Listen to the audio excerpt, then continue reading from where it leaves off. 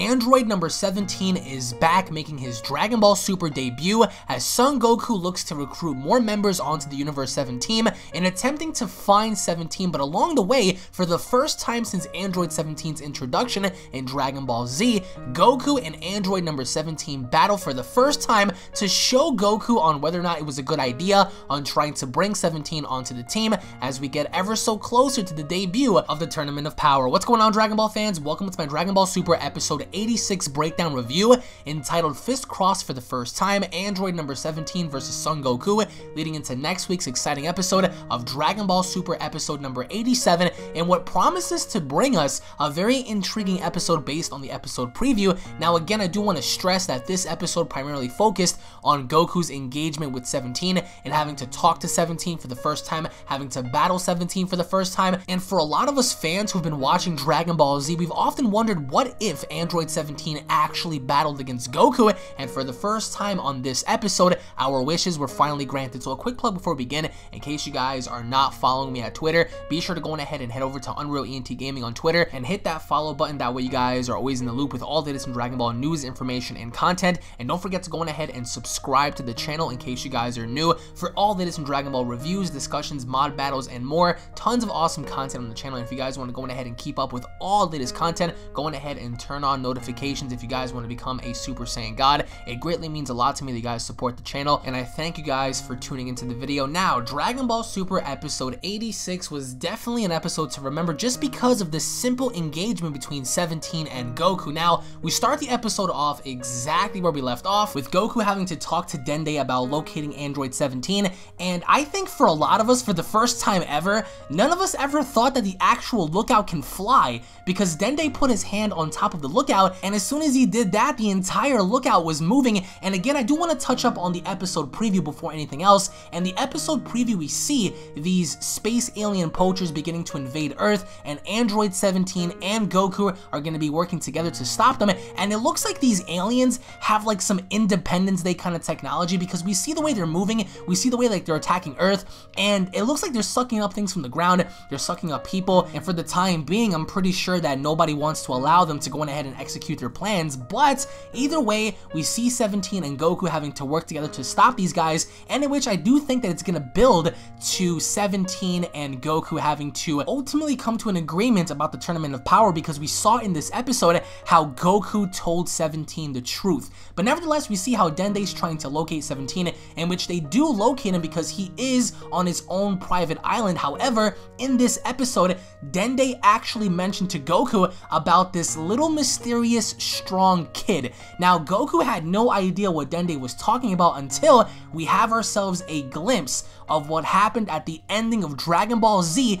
with the destruction of Kid Buu. So they finally mentioned Oob definitively in this episode by talking about him, even to the point where Goku didn't know where Dende was coming from until Dende told him more about him, and then Goku having to say, oh yeah, I remember, and Dende having to tell Goku, I think when he gets a little older, you should go on ahead and train the kid just so he could be more experienced, and Goku having to nonchalantly having to say, well, I don't know about that, you know, yada yada, like kind of making a light of the joke. But Goku knows that Kid Buu is in fact resurrected in the form of Oob, and Oob is in the show, except now he's a little ass kid. So that is definitely a plus, because as soon as the lookout kind of came to a halt, we see how Dende talked more or less about Oob. They didn't really mention him by name because they don't know who he is, but they do know that he is a very strong little kid. So Goku goes to go ahead and find 17, in which he didn't really know where to find him until he saw explosions, and 17 is a beast, because as he fought the poachers on his island, he caught all the bullets effortlessly. I'm talking about like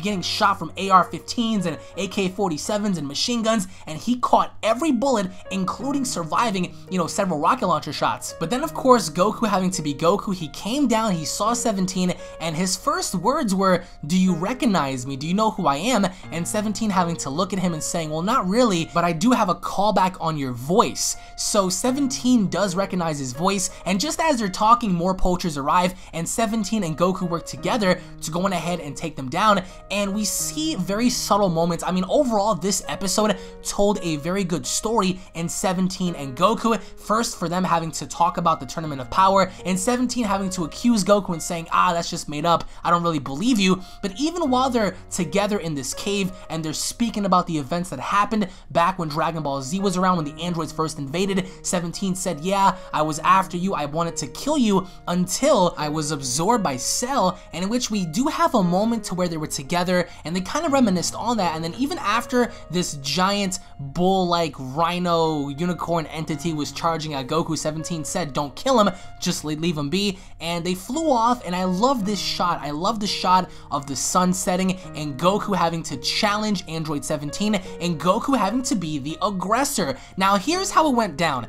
Goku Super Saiyan 1 post Resurrection F, post Battle of Gods, post many other arcs and sagas, was able to get outmatched by 17, which was a shock because how many of us actually thought that 17 was going to go on ahead and go blow for blow against Super Saiyan 1 Goku? Even at that, that is fine until we saw Android 17 get the better of Super Saiyan 1 and Goku having to say, not bad, let's go on ahead and up it up a notch. And then Goku used Super Saiyan Blue, and in which 17 stood there and trying to recognize and understand what Goku did, and in which Goku explained to 17, I'm not going to hold back, but I'm not going to kill you either, and 17 having to say, just bring it on. And as Goku brought it, he unleashed the Kamehameha, and at that very moment, it didn't make any sense within the episode to have 17 put up a barrier and deflecting Super Saiyan Blue Goku's Kamehameha, despite who you might be without the proper training, and in which we don't know what 17 did, but 17 was able to deflect and just completely block off Super Saiyan Blue Goku's Kamehameha,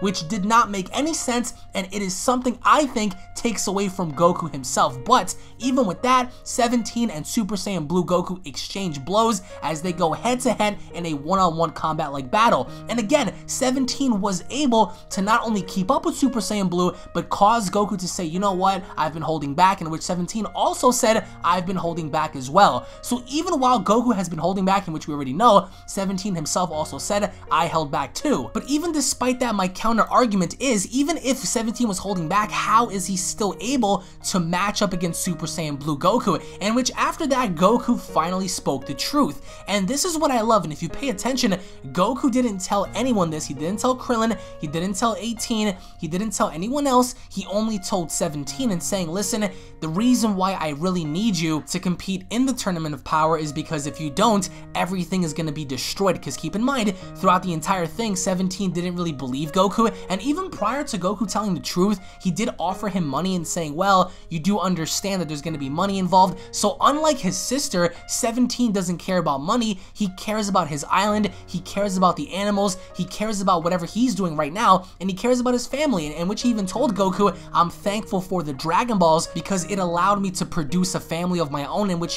he actually has 3 kids. So it's pretty cool to see how 17 thanked Goku for keeping his life, for starting a family. But it was after the events of this which Goku told the truth, and that's when 17 again was very hesitant on this, because you can tell based on 17's reaction that once Goku told him that the universe was going to be destroyed, his entire reaction, his entire focus pretty much shifted. And for that little moment being, I loved how 17 was glaring at Goku, because at a certain point Goku even glared back at 17. So it was a really intense moment to where 17 heard about the overall destruction of the universe, and it kind of brought him in, but he didn't want to leave because of the island, because he doesn't want poachers to invade and to destroy his habitat or whatever. But Goku did suggest that Goten and Trunks could look after it while 17 is gone, and in which this was what I loved, how 17 did say, I know of Trunks, but who the heck is Goten? And he's assuming future Trunks, but 17 doesn't know that future Trunks is long gone by now. So he doesn't know that little Trunks is around, he doesn't know about Goten, but the overall message is that 17 17 is very hesitant on joining because he doesn't know the outcome of the island, the poachers, and his family, but Goku did tell the truth, and in which case we do understand based on next week's preview. We see Vegeta's there. Beerus actually in this episode went to sleep. He's gonna go to sleep for an hour, but he wakes up based on maybe something he dreamt about, so maybe Beerus has a dream while he's napping in which causes him to wake up. But even at that, it's just mind-boggling to me that Goku has been training with angels this entire time, and to see how Goku in terms of power scaling did not get the best of 17 was what bothered me, because as of right now, even though Goku did admit that he was holding back, and I do understand that yes, even though he was holding back, he wanted 17 to understand the concept that he is gonna fight fighters very similar to him, but nevertheless, Super Saiyan Blue isn't Super Saiyan 1, 2, or 3, it's an entirely different transformation with its own tier. So my only issue is I loved how 17 was fighting against Super Saiyan Blue, but I did not like the overall concept of 17 having to be even if they both held back, because scientifically speaking, logically speaking, Goku had been receiving training from gods. He fought gods. He fought Goku Black and Zamasu. He fought the likes of Golden Frieza and Hit and many other competitors and contestants that stepped in front of him. And to see 17, even though he was impressive, to see 17 go blow to blow, blow for blow with Goku, like, it was very nostalgic to see, but at the same time, I think I speak for myself that it did not make any sense to have Super Saiyan Blue compete with 17. Super Saiyan 1 versus 17 was perfect, because that's the exact scenario that we would have gotten if in fact we saw Goku fight 17 in Dragon Ball Z. However, now the things are different, of course, but I want to get your overall feedback on that specific scene. But next week, we're going to be fighting off these aliens to go on ahead and, you know, progress on forward the tournament. We see 17 and Goku arriving what seems to be Bulma's place, so maybe 17's gonna see Vegeta again. Maybe perhaps we're gonna have more dialogue from them in terms of talking about the Tournament of Power. We do have 31 more hours until the tournament begins, but post your comments down below, guys. What are your overall thoughts on this episode? What did you guys think of the overall battle between 17 and Goku? What are your thoughts on Super Saiyan Blue Goku having to hold back against 17? Thank you guys for watching. As always, if you guys are Dragon Ball fans, don't forget to hit that subscribe button for all the latest Dragon Ball news, information, and updates. If you guys enjoyed the video, don't forget to go ahead and leave a like down below. Tune back in for the prediction video. Again, my little mini rant is over, but if you pay attention to the overall fights, I did enjoy them, and I'm pretty sure a lot of you guys did as well. But the overall power scaling is so beyond off of Dragon Ball Super. You can't really compare characters anymore, because right now, Super Saiyan Blue is the default transformation. You know, for Dragon Ball Super, it's Super Saiyan Blue. Without Super Saiyan Blue, there is no, you know, there is no default. As of right now, Super Saiyan Blue is that default to what Super Saiyan 1 was back in Dragon Ball Z. But I want to know your thoughts based on the battles. I want to know your overall expectations for the episode. Did you guys enjoy it? Did you guys hate it? I personally loved it, except when Goku fought 17 as a Super Saiyan Blue. I think that kind of took away from Goku a little bit, but post your comments down below, guys. Thank you all for watching again. Tune back in for more, and I'll be seeing you all down in the comment section below. Take it easy, guys. Peace.